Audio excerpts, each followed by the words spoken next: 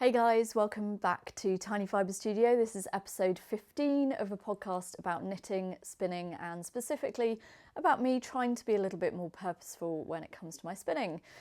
If you are a returning viewer, welcome back. And if this is your first time finding my channel, then welcome. I do podcast episodes, but I also do kind of tips and tricks, and there's more of that stuff in the works as well.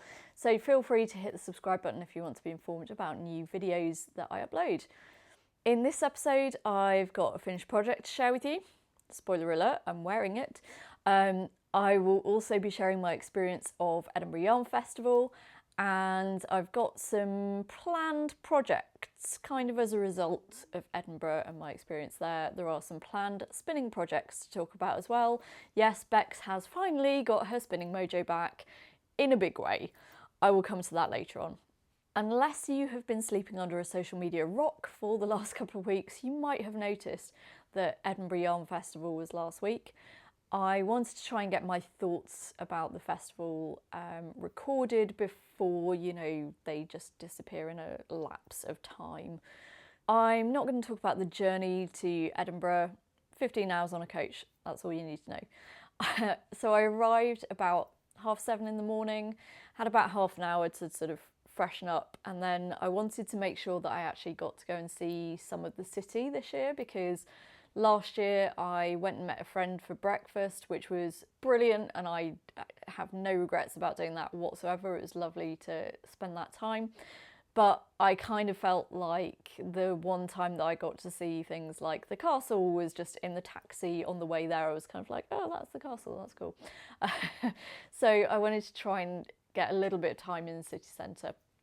So I went to Waverley Station, bought my train tickets, and then went up to the castle via the Royal Mile, and it was a really dreary, kind of rainy, horrible day, but nevertheless I got up to the castle, took a few photos there, and then came kind of running back down to get my train. I took the train out to Slateford because, quite honestly, last year in the city centre, when my friend and I and her friend were all looking for the right buses, we couldn't find them. We had a list of different buses that would get us there, and there were bus stops everywhere and we couldn't find the right ones. I'm sure that's just a familiarity thing, but I thought it would just be easier to get the train, so I did. The train was kind of like the knitting version of the Hogwarts Express. Like, secretly everybody knows why they're there, but nobody else does. Like, the conductors on the train were just really confused as to why there were so many people on a service that clearly doesn't usually have very many people on it, certainly not getting off at that particular station. That train arrived, I think it was about 8:30. Maybe a little bit later. As I've explained before, I didn't have a pre-bought ticket. So there are two queues when you get to the Corn Exchange. One is for those people who've already bought their tickets and just need to exchange their ticket for a wristband for that day's entry. And the other one is those people who don't have a ticket and want to buy one on the day. Now, the information that Edinburgh put out about this is very, very clear. They always say that they're only allowed to pre-sell a certain number of tickets. So there's always room for other people to buy their tickets on the day, but they have to obviously balance the sort of health and safety aspect, the actual capacity of the venue, versus how many people they know have bought tickets and how many people they're going to let in on the day and all that stuff. So they're always very clear that they will do their best to get everybody in who wants to go in, but you may have to be patient. I was fine with that. I probably ended up about the same place in the queue that I was last year at roughly the same time. So I was about maybe 30 to 40 people from the front of the queue. The queue apparently did snake round the block quite a long way. I could only really see a really small section of the queue, so I can really tell how far it was going. I don't think it massively helped that there was a guy who came out maybe about 10 minutes before the show opens and who said, even to the people right at the front of the day queue, the show's sold out today. You know, strictly speaking, none of you should be able to get in. And that caused quite a lot of confusion and upset amongst the queue, especially because we were pretty much right at the front of the queue, and it was completely contradictory to what information had been given out previously. So it kind of led to lots of people panicking and thinking that they weren't actually going to get into the show. And it also left those of us who had day queued before successfully to kind of go, I'm sure it's fine. I'm sure he's just trying to manage people's expectations. I'm sure, you know, everything will be fine. It will work out. But on a day when it was pretty cold and kind of rainy and people didn't really want to be queuing outside anyway, it kind of made matters worse.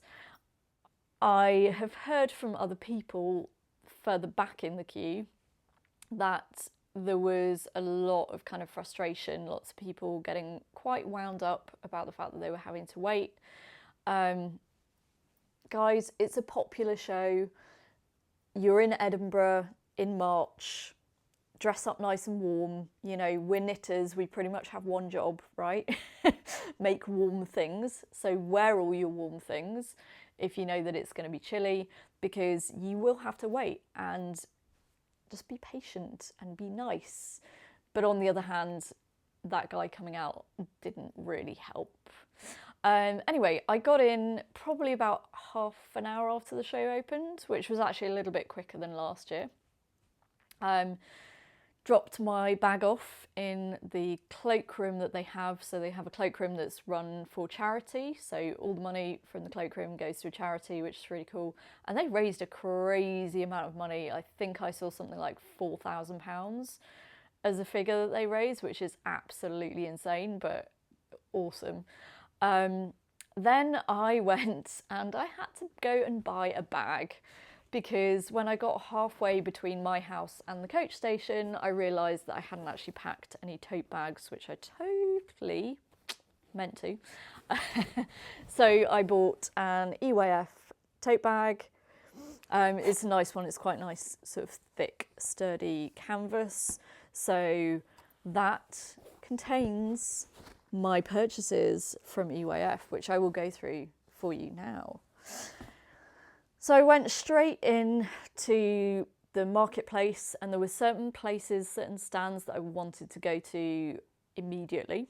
I think the first one that I went to actually was Vulmy's, because I haven't seen them at a show since Knit Nation, like 8 years ago. 7 years ago, maybe. Haven't seen them at a show for a really long time, and I had some yarn that I wanted to try and get a companion for to be able to stripe. I got to their stand and I couldn't see anything that matched what I wanted immediately. So I thought, okay, I'm going to leave that, I'm going to come back to it. And I went to my next stop, which was La Bien Amie. Who, if you don't know them, do amazing hand-dyed yarns. They have a shop in Paris. They do their own yellow fringe field bag, which I have one of, and lots of beautiful things. I thought I was going to get some of their Grello colourway, probably in the sock. The reason I wanted sock was just because I'd kind of told myself that any single skeins of yarn were going to be sock, so that at least they can be socks if I don't have anything else specific to do with them. But when I compared the Grello colourway, and there's another one called Driftwood Graffiti, which is kind of vaguely similar, I actually prefer Driftwood Graffiti.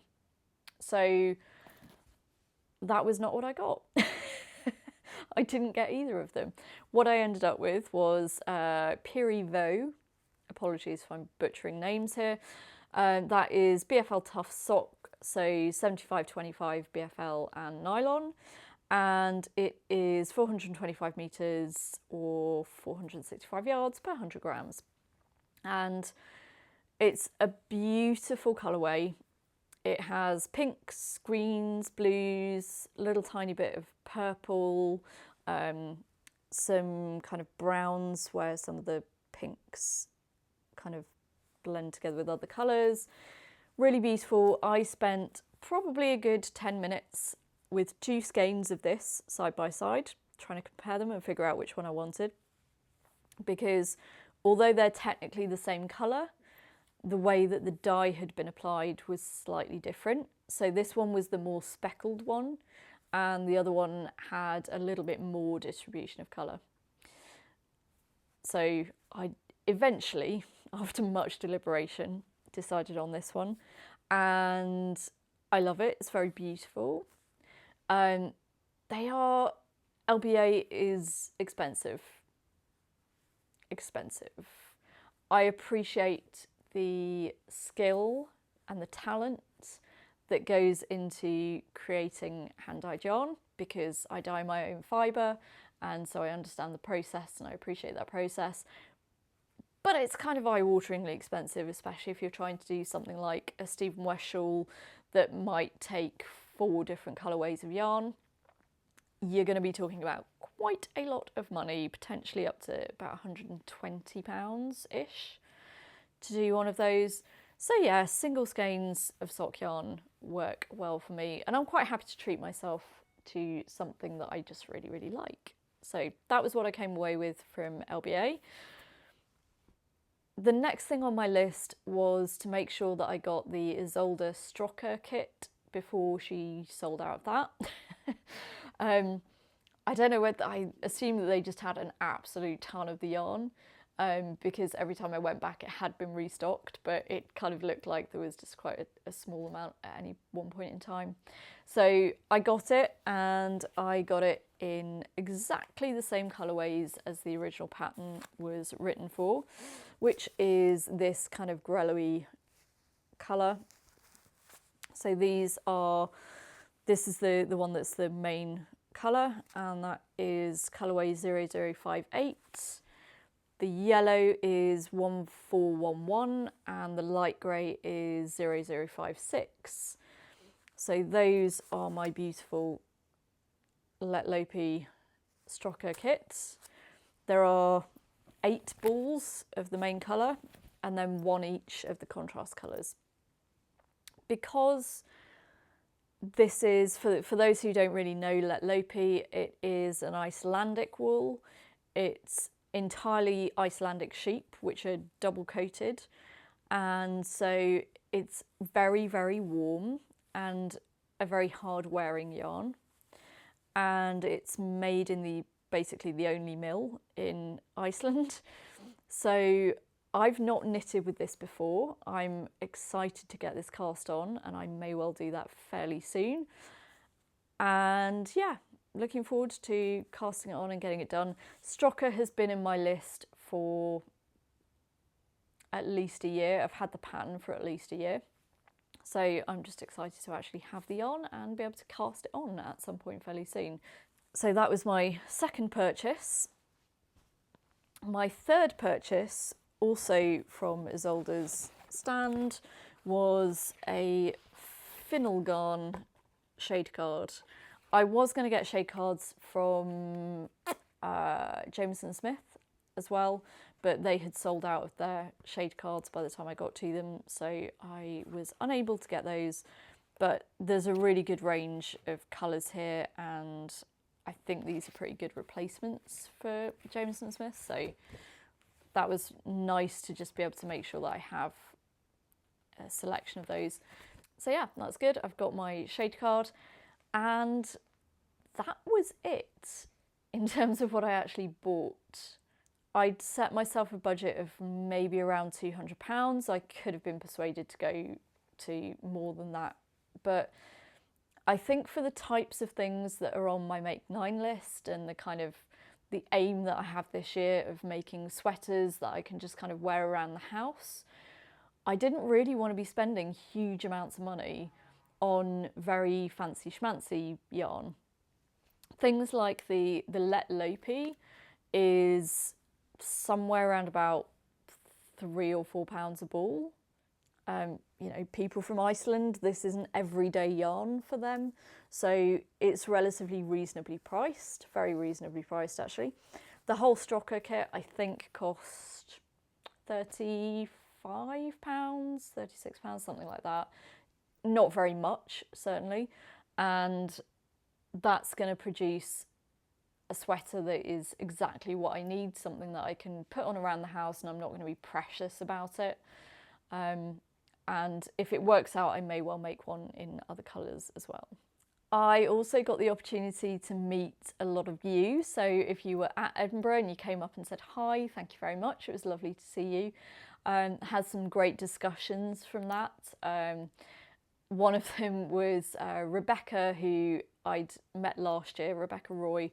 I met her last year and we kind of kept bumping into each other through the show. So we met on the way from the train station, and then we met in the podcasters lounge, and then we met at the Weft Blown stand. So we just kind of kept bumping into each other, and it was really nice to see her again. So yeah, loads of people came over and said hi. I think my favourite one was, I want to say her name was Jane. I'm really sorry if I've forgotten that, but you know, yarn fumes. She came up to me at the Le Bien Me stand and said, "You're the spinning lady off the internet." And I went, "Yeah, I guess." Other spinning ladies off the internet are available, by the way. But that was great. I loved that. That made me laugh. So yeah, it was lovely to see everybody. I had the opportunity to have a chat with some friends that I don't get to see very often. I would love to have been able to do more than that. So next year, I think I would like to stay for longer, because there's the sort of social aspect that I didn't really get to experience a lot of. You know, circumstances just meant that I couldn't stay as long as I would like, but hopefully next year I'll be in a situation where I can stay for a little bit longer. I found it really interesting this year that there were a lot of different accents and different languages being spoken, like way more than I remember last year. So it had a very much more international feel, and that's amazing. I love the idea of all of our British vendors having more of like a worldwide platform. So it was really good to see lots of people from lots of different countries coming and experiencing Edinburgh and the Yarn Festival and all of those awesome vendors. I also had my first go on the Shacked flat iron spinning wheel. I wanted to have a go on it because apart from the Shack Reeves, it's the only other Shack wheel that I haven't tried, because it's relatively new and there aren't that many places in the UK that have them, and those that do are in Scotland primarily. So I had a little go on that, and it's a really good fun wheel. I didn't have a chance to spin on it for very long, but it was at Weft Blown's stand. Weft Blown are a relatively new weaving and spinning company based in Ayrshire, I believe. And so they had come along, they'd bought a Shacked baby wolf with them, weaving loom, and they'd bought a couple of different spinning wheels, and the flat iron was there, so I had a go. It's definitely very fast compared to, certainly compared to the Sidekick, but even compared to the Matchless, it's pretty fast. They were using the medium whirl, and it was pretty darn quick. I started drafting and I was like, whoa, need to draft faster because this is quite quick. The treadles felt a little bit steeper than I'm used to. Maybe if I still had the Sidekick and then I compared it to that, I wouldn't feel like they were that steep. But certainly compared to the Matchless, it's quite a steep treadle. Managed to catch up with Sonia, formerly of Blacky Yarns. She's now left and she's got some exciting stuff coming up, but I managed to catch up with her, had a little quick tea and cake with her. One thing that I don't think I mentioned in the last episode was that I wanted to get a shawl pin, because in the very wintry weather that we had a few weeks ago, I walked to work instead of cycling because there was grit all over the roads and I didn't want the salt damaging the bike. So I walked to work, and as I was walking along, there was a gust of wind that kind of caught the edge of my exploration station shawl, and it kind of flipped off and the shawl pin went flying and it was gone. It was across the road. I wasn't going to chase it down through a whole load of traffic because that would be a stupid way to die. So I just let it go, and I did get a replacement one of those. I just got a wooden one from Textile Garden. It's upstairs. I totally forgot that that was another thing that I'd bought. I also had buttons for Ishnana on the list. Ishnana is the cardigan that I'm working on at the moment. I totally forgot to take a sample of the yarn with me. The yarn is Fulmese in Pistazi. So I totally forgot to take a sample of the yarn, and there just wasn't anything that really struck me as that would be the perfect buttons for them. So plan is I want to finish Ishnana by the time Wonderwool comes round, which is the next big fibre festival for me. And I'll take that to the Textile Garden stand and try and find something with the cardigan kind of there to compare it against. And then finally on the list, I did have the idea of getting some bulky yarn to do the bulky easy one by Hoki Locatelli. I didn't, because it would have been crazy expensive. And again, I completely love and appreciate the vendors for all the work that goes into hand dyeing these beautiful yarns. But what I was looking for was sweaters that I could make where I could come home from work, throw on a sweater and not be precious about it, not feel like, oh, you know, the cats can't get their claws into it or anything like that. So I just wasn't really prepared to spend potentially £80 to £100 on yarn if it's just going to be something that I wear around the house. So that was my Edinburgh shopping list. I am thoroughly happy with what I got. I wouldn't change any of that for the world. I would definitely love to do a longer trip next year, but given the circumstances, I had a great time. And I hope you enjoyed it as well. If you went to Edinburgh, I hope you enjoyed your experience. If you didn't, see you there next year.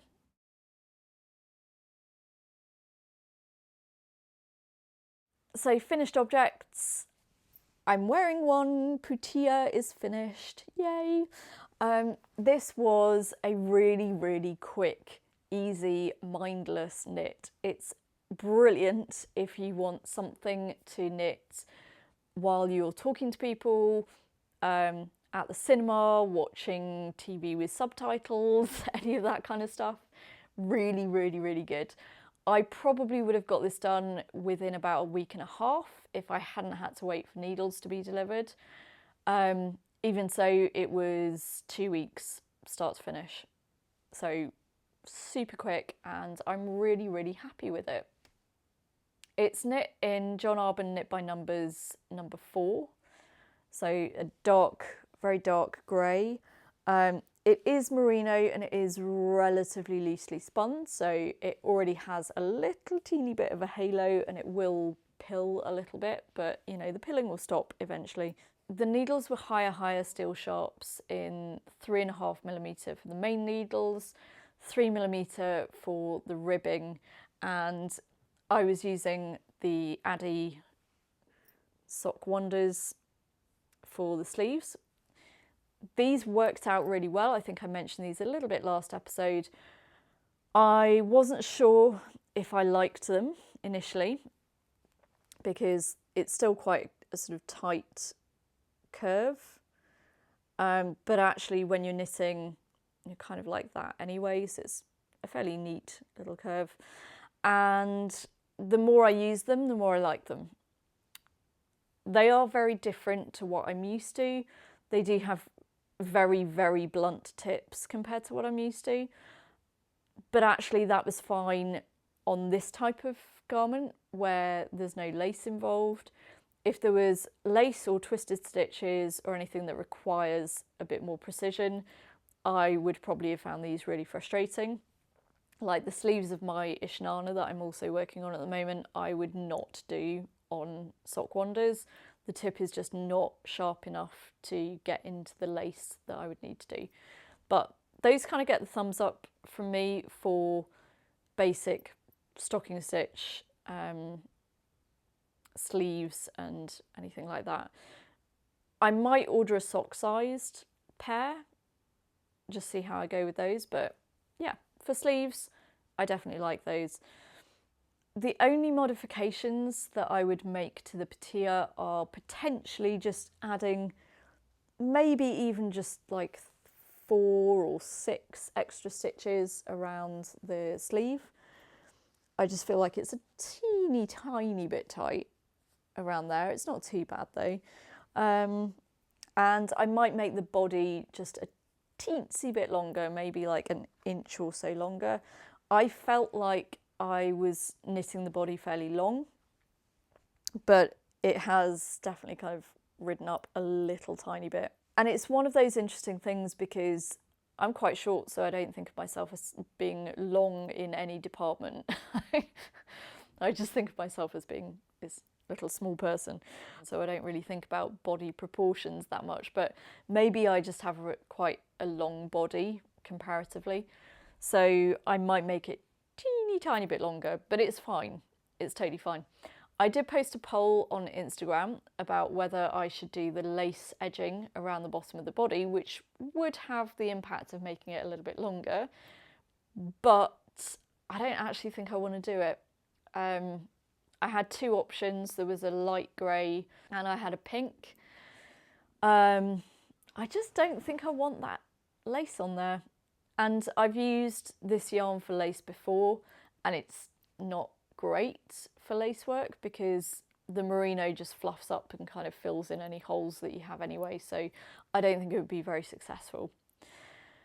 So anyway, last night, as I was clearing out my project bag that I've been using for patea and getting it all cleared out and ready for something else, I found 2 sets of 3mm needles. I mentioned this last week.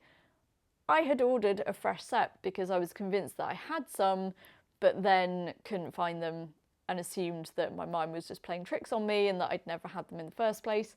I did have them. Brain, listen to me, I did have them. It's one of those classic things. I ordered another set, they turn up again. I don't know where they were hiding though, because they were in the bag. They were in the project bag. 2 sets of them. How does this happen? I don't understand. I don't understand where needles hide. Irritating. Anyway, I now have 2 sets of 3mm needles. Don't ever let me order 3mm needles ever again, okay? I'm not allowed to. They're there. So that was patea. Patea is done. I'm super happy with it. I will probably knit another one because it was so quick and mindless and easy, and it's just a good basic sweater. I like it a lot.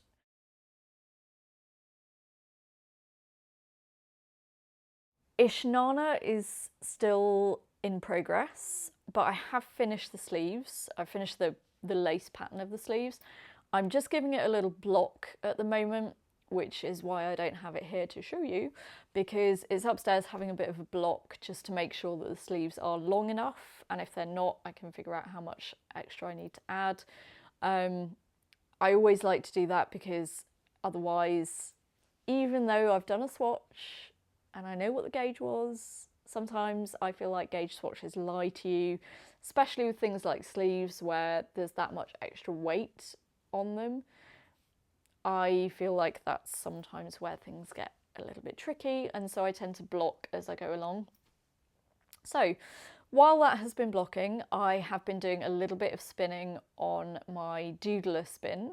It's not completely done yet. There's still a fair bit of the light grey to go through, but I'm getting close to that. And then I think once that's done, I'm going to soak all of that yarn and maybe just full the merino a little bit, because again, I'm kind of conscious that I don't want it fluffing up and being as halo-y and potentially pilly as this yarn is.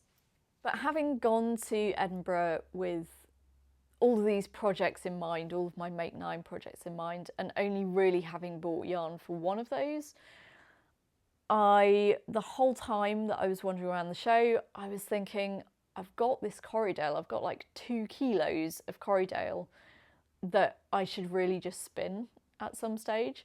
And so I've been planning some projects spinning wise. So I soaked this, and I haven't soaked this one yet, so it's a little bit more raw. I just wanted to see, you know, how much it kind of fluffs up once it's been soaked. So there is this colour of Corriedale, and this is the Corriedale top from World of Wool, not the carded version. So I have this one and I have this one. Obviously this is extremely close to the colour of this one, so I'm not going to make another putia out of this colour because it's just too close. What I might do though is to spin some fingering weight in this colour and do another putia in this. So I'll start kind of playing around with that probably this week. If I can get the doodler spin finished, I'll start playing around with this one, and hopefully that can be a putia. This colour I want to card and then spin from the carded preparation to do the Natsumi sweater, which is actually a kind of similar-ish shape to putia, but it's there's a big cable that goes across the front, like sideways. So that's the plan for that one. I will probably, honestly, I'll probably do this one first. So yeah, that's a little bit of spinning plans. One thing I don't really have planned project for is this. So I carded this bat. This is alpaca and BFL. Don't ask me why. I think I came home one day and I was just in the mood where I was like, I need to do something spinning related. I don't necessarily actually want to spin, but I just want to make some progress on something.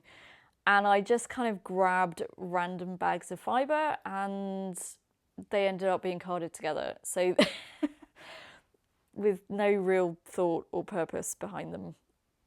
Bad Bex, naughty Bex. So this is alpaca and BFL.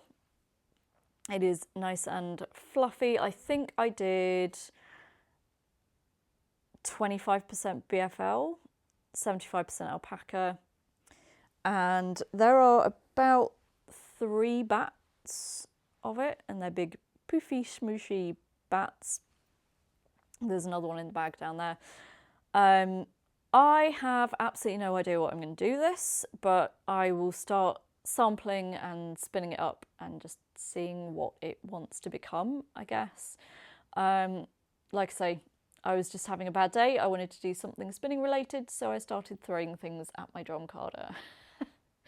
The drum carder is now all cleaned. I cleaned it up, and I think the next thing will probably be to start carding this to become the Natsumi sweater I was talking about.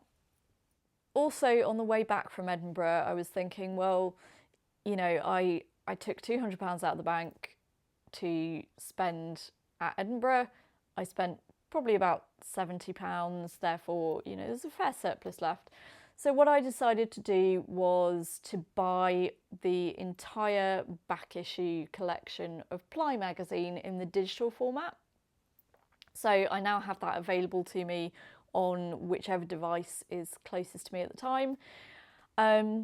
For those who have looked into that but maybe haven't been sure about it, the only thing that I find a little bit frustrating is because it's a password protected file.